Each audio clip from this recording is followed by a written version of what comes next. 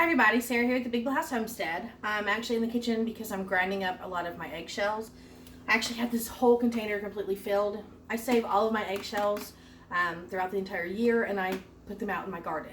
It adds a lot of calcium and it also breaks down your soil to help it become looser, almost like adding sand. But it takes a long time for eggshells to break down. So when you put in whole eggshells or compost eggshells, a lot of times it just stays in really big chunks.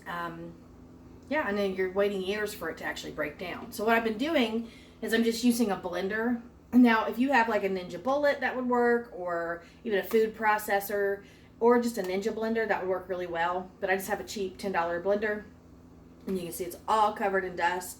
It's a messy process. But what I'm doing is I'm just putting scoops of it into the blender and blending it down, and then what I'm getting from it, which is really heavy, is a bowl of almost like sand. It looks like sand, but it's eggshells. And so it's really beneficial to add it into the garden. I recommend if you do this to wear a mask because there is a lot of like smoke that comes out. It's like a powdered smoke that will come out, and it will make your kitchen kind of messy and you'll get things completely covered. I mean, you can see the lid, how covered it is. So I just want to show you how I do this because if you're using just a regular blender, it's a little tough.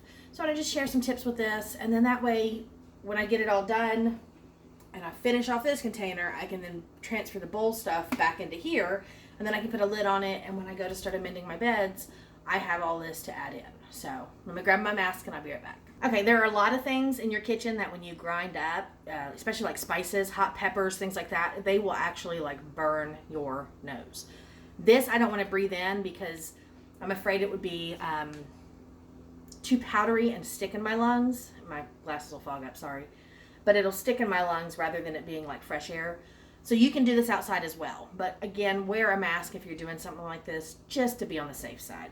So all I'm going to do is put in a couple big scoops, and I'll show you what we're working with, because you got to have some little tricks and plays with this blender just to make sure it all grinds down correctly. What I'm going to do is I'm just using a ladle, and I'm putting some big scoops in here. I already have some started, which actually helps out, but it doesn't grind perfect. If you just turn it on, you actually have to move your blender around. So make sure your lid's on tight. Oh, I just lost a shell. Sorry, I don't want big chunks, I want small ones. But make sure your lid's on nice and tight and everything's covered so you don't get all this powdery smoke in the air. And it's going to be loud for a second. I apologize, but again, I just want to share this because it's kind of fun to play with, a little satisfying in a sense, but it can be a little tough.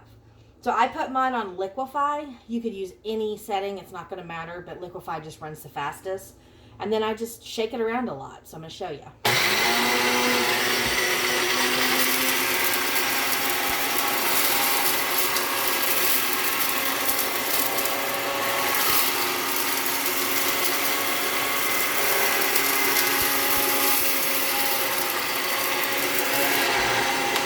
I just kind of wanted to show you how I do that, so that you can get all of this to move around.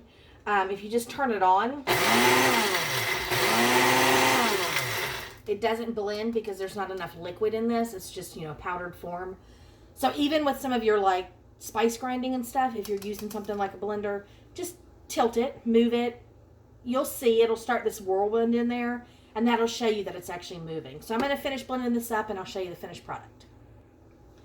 Okay, so I want to show you the poof of smoke that comes out so you understand what I mean when I say please wear a mask. I actually have my kitchen fan on as well just to make sure. But see that? I don't want to breathe that in just in case because I don't want to hurt my lungs. So I do that and I can just check it and it's perfectly fine. And so I'm just going to dump it into my bowl now. And I've got nice ground eggshells. So I'm going to continue to do this, get it all put up. It does have an odd odor. So let me just talk about how I process the shells before I grind them. Leaving the mask on for a minute because there's still residue in the air. But what I actually do with my eggshells is I just keep them in a bowl. I have one over here on my toaster. Every time I crack an egg, I take those eggshells and put it into the bowl. And when that bowl gets filled up enough, I put them in my oven at 350 and I just roast them till they're really nice and brown. You'll notice the insides will change color and turn brown. That's all the membrane and the yolks that are left and the whites that are left in there. Some of them will get a little darker. Sorry, I don't want to make a mess, but I just want to show you examples. But they'll get a little bit darker. And that's what you want, is you want to make sure that they cook completely out. And that way you don't have anything that's actually going to mold or stink or, you know, gross stuff. But I do that. Every time I use up eggs, I fill that pan back there, the little glass pan. I fill it up with eggshells. I roast them. It takes about 20 to 30 minutes. You can go even longer and it doesn't hurt them. And then I just put them into a big container, and it's an old cheese ball container. But I put them into this big container, and when it gets to the top, then I start to grind them down. And it's one of those things that you can wait for the winter when you need stuff to do, when there's not much going on with your gardens, and you can get this all processed and ready. And again, it makes this beautiful bowl, and it looks like sand. Look at all that poofy smoke. But yeah, it looks like sand. And when I go to process or put this into my bed, I just go through and I just sprinkle it into my bed. And another good tip, let me show you this. Okay, I don't remember where I learned this from. Somebody had it on their channel a long time ago, and so I just started doing it. But I save all of my mayonnaise lids and my Parmesan cheese lids. Yeah, you know why? Because they fit perfectly on a mason jar.